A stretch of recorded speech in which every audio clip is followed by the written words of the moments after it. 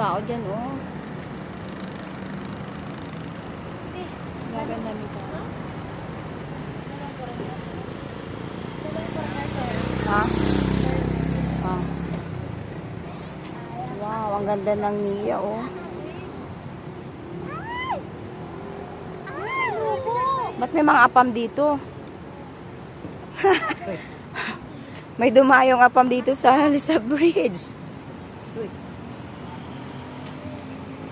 Ayan guys, ang baba na tulay ng Lisap. At dun sa babang yan, yung sa likod niyan, dyan na yung sa lupa ng lola ko. And yan, Lisap River. And marami ditong dumayo mga riders. May mga riders na apam. Ayan o, may mga apam pala dito. Parang Siargao lang, may mga apam sa bridge.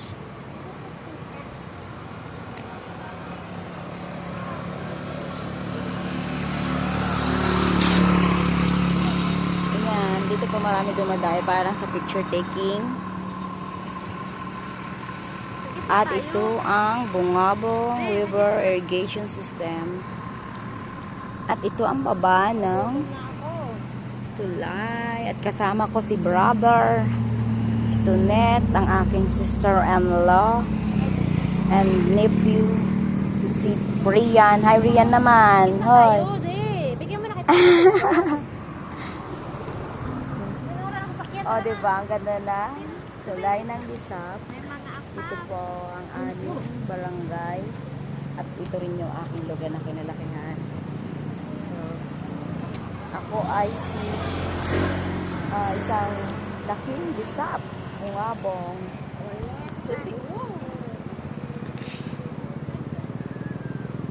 Oh, dito daw, mga dayo daw to, mga apam daw dito. Siargao lang ang peg. Ito yung atsa dyan. At ang amin ay diyan ang daan. Kami ay nakatira doon. Then wait lang. Dito kami banda nakatira. Diyan, ang city housing. Sa taas na yan, yan, lugar na yan. Taas na yan, diyan na yung city housing. Ito yung ilog ng Bungabong. Nakahaba na yan. Ang dami. Marami pala ditong naliligo ngayon. No?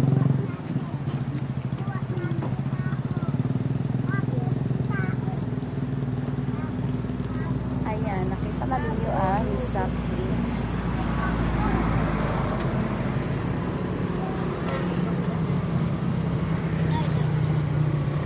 Ganda lang ilog. Dati ng mga bata kami, dito pa kami naliligo.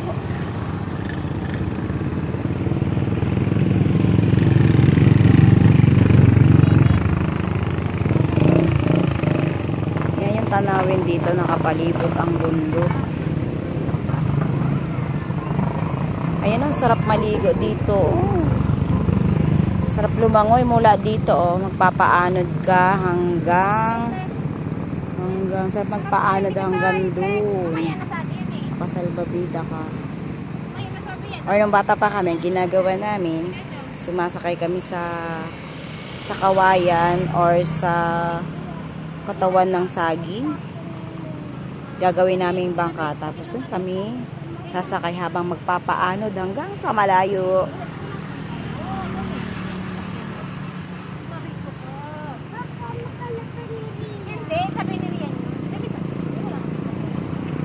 Maganda na rin pala ang tawag dito.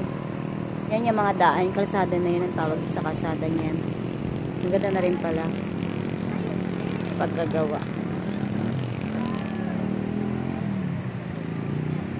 Ayan siya, flash flood pala. Ito yung tinatawag flash flood na irrigation.